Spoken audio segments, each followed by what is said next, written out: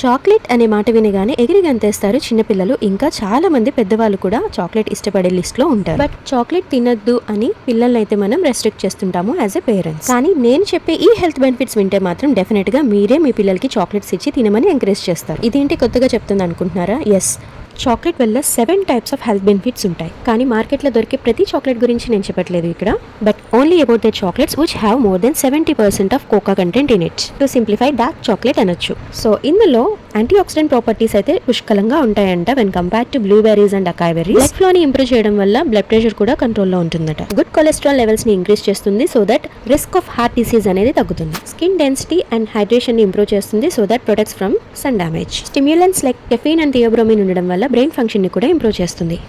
And it shows a very good nutritional value too. So next time chocolates కొనేటప్పుడు better to opt the chocolates with 75 to 80% cocoa content in it.